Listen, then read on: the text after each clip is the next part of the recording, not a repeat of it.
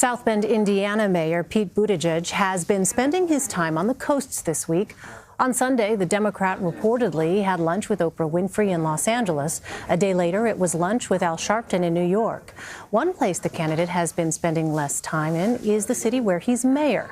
In a piece out today in The Atlantic, Edward Isaac Dover says the mayor's critics have latched onto his absence. The Indiana Republican Party has given Buttigieg a nickname, Part-Time Peter.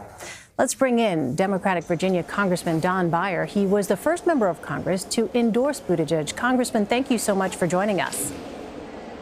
Thank you, Eileen, very much. So this is a very crowded field of Democratic contenders.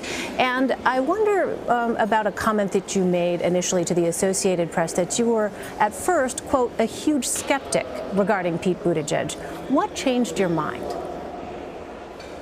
Well, all I knew initially was he was 37 years old and the mayor of South Bend. But as I listened to him, and there's some wonderful, 1-hour pieces on YouTube on the internet, and I saw him on the town hall, I realized, boy, this may be the smartest person running for president we've had since James Garfield. He's beautifully educated, lots of languages, but even more importantly, he's so articulate about the issues that face the country. And I was also a little skeptical about, a small town until I realized that he has 1,000 employees in South Bend. Typically on the Hill, we have somewhere between 10 and 20 employees to manage. So he's had management challenges much bigger than what a typical political leader has had. Well, progressive priorities like Medicare for All and the Green New Deal are becoming talking points for many of the Democratic candidates, as you know.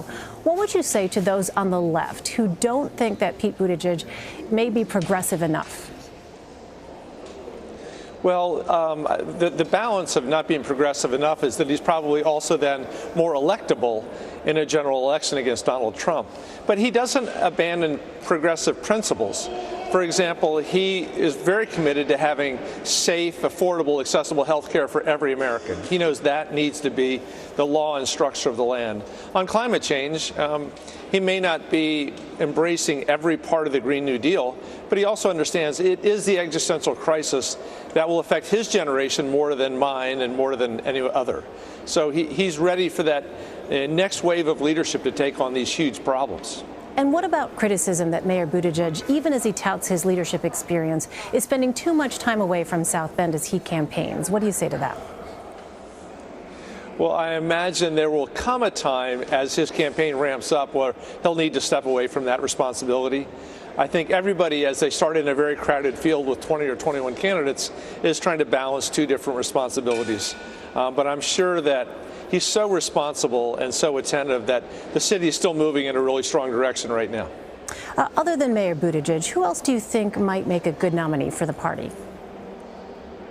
Well, I think, seriously, every single one of them would be a better president than Donald Trump. But Joe Biden, my wife, for example, is for Joe, is terrifically schooled in every aspect of foreign and domestic policy. He's been to the game again and again. He'd be excellent. But there are many others that would be really strong. And I'm anxious. I'm for Mayor Pete, and we're going to work hard for him. But the debates and the campaign as it unfolds are really going to teach us who will be our best president. Congressman, the New York Times spoke to a Democratic fundraiser and board member of a group called LPAC, which seeks to empower LGBT women. And she said, quote, I personally feel rather discouraged that the only attention being paid to Democratic candidates is a bunch of white guys. Was that a consideration at all for you in deciding whether to endorse Pete Buttigieg? It was, and I deeply believe that we need to have a woman on the ticket, either as president or vice president. And we have 4 or 5 terrific women in the mix right now.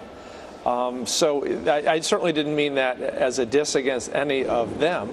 We'll see how that evolves. But, I didn't pick Pete because he was a man. I picked Pete because I thought he was the smartest, best prepared to be president. Is that a difficult issue for you? It discourages me that the world's oldest democracy has not yet had a woman as president, and I hope that will happen one day soon, and maybe it will happen in 2021. And I'm pleased that people like Amy Klobuchar and Elizabeth Warren and Kirsten Gillibrand are out there running. But at least in the short run, I'm going to try to do everything I can for Mayor Pete. Let's turn to some other business here. Congressman, you sit on the House Ways and Means Committee. Next Monday marks the deadline for Treasury Secretary Steven Mnuchin to respond to Chairman Richard Neal's request for 6 years of President Trump's tax returns. This was an extension from the original April 23rd deadline. What will you do if the Treasury does not comply? Well, it's not up to me. It will be up to Chairman Neal. But I think we have to pursue every possible congressional and legal avenue. I read the long IRS commissioner's letter rejecting Chairman Neal's request, and it was the flimsiest thing I'd ever seen. The law, which dates back to 1923, is very clear that if the U.S. Congress asks for it, the IRS has a responsibility to turn it over. And it's not based on what the reason is or anything else. It's very straightforward. However, from the beginning, we've expected Trump to fight this as far as he possibly can. And so obviously the legal fight is engaged. But, you know, President Trump had promised again and again and again that he would release these returns. And the sad part for the American public is the fact that he's so reluctant to let anybody see it means that we probably really do need to see what's in there. Well, let me ask you about Attorney General William Barr testifying before the Senate Judiciary Committee today about the special counsel's report. When the redacted findings were first released last month, CBS News asked if you still had confidence in the Attorney General. Let's listen to your response. I think that you get a credible dereliction of duty. And I think it's really a meaningful question about whether he should resign. I'm going to be asking, a lot of think about other Americans will be asking it too. Well, why? You know, it's really clear that he was simply acting as Trump's attorney rather than as the Attorney General for the United States. I mean, he almost was acting as a Trump advocate and certainly presented it with a completely Trumpian point of view rather than one that reflected the report itself.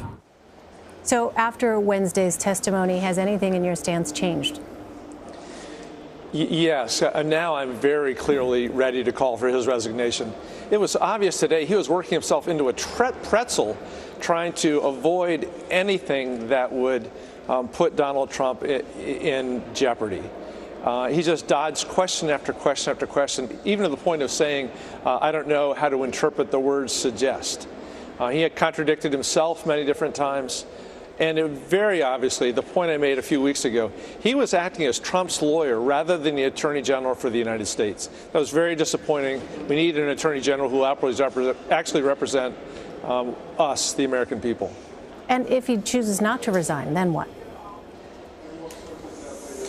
Well, I don't know. I don't know that he'll necessarily pay attention to me. I'm not sure that Congress is going to prioritize impeaching the Attorney General when there's so many other important things for us to do.